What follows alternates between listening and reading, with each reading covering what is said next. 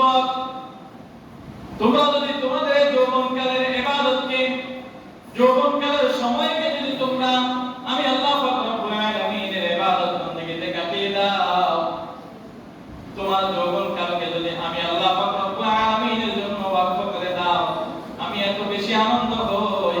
দুনিয়ার বুকে যদি একজন বৃদ্ধা, দুনিয়ার বুকে যদি একটা 80, 70, 90 বছর বয়সের একজন বৃদ্ধা যদি সকাল সন্ধ্যা তাসবিহ পড়ে, সারা রাত নফল নামাজ পড়লো, ভোর রাত্রে ওই ঠান্ডার ভিতরে, কোন শীতের ভিতরে তাহাজ্জুদের নামাজ পড়লো, ও যুবক ভাইরা শোনো, এই বৃদ্ধ বয়সের ইবাদত এত বেশি সে করতেছে, তার বয়স থেকেও বেশি তার ইবাদতের সময়।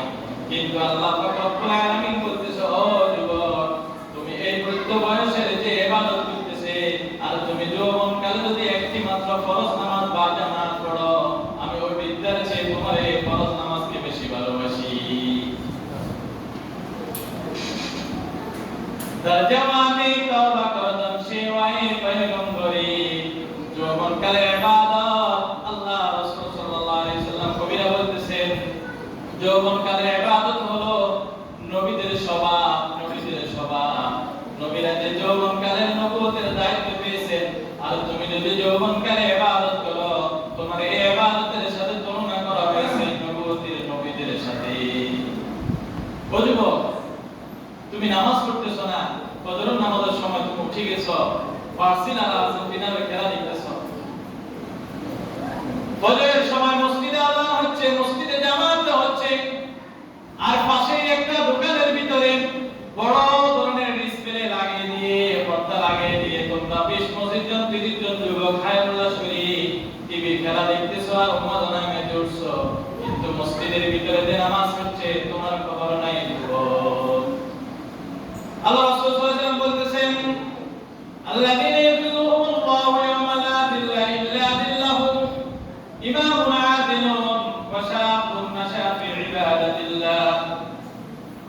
কাল কিয়ামতের ময়দানে, ময়দানে মহাশরে কোন প্রকারের ছায়া তখন থাকবে না।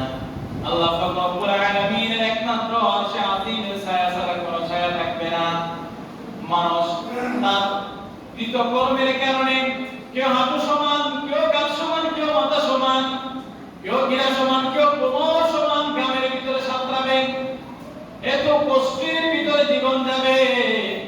ওই দিন আমি আল্লাহ পাক রব্বুল আলামিনের একমাত্র ছায়া থাকবে, ওই ছায়ার নিচে আমি ওই যুবককে স্থান করে দিব, তার জান্নাতে দিয়ে দিব। আমার আরশের ছায়া তলে, আমার চাদরের নিচে আমি ওই যুবককে আঁকড়ে নিব, টেনে নিব। যে যুবক তার যৌবনকালের ইবাদতের ভিতরে কাটিয়ে দিয়েছিল, ওয়াশাবুন নাশা ফি ইবাদাতিল্লাহ, যে যুবক তার যৌবনকাল আল্লাহ পাক রব্বুল আলামিনের ইবাদতের জন্য ওয়াকফ করে দিয়েছে, যে যুবক তার যৌবনকালের সময়টাকে আল্লাহ পাক রব্বুল আলামিনের জন্য বিসর্জন করে দিয়েছে। তুমি যুবক, তুমি ইচ্ছা করলে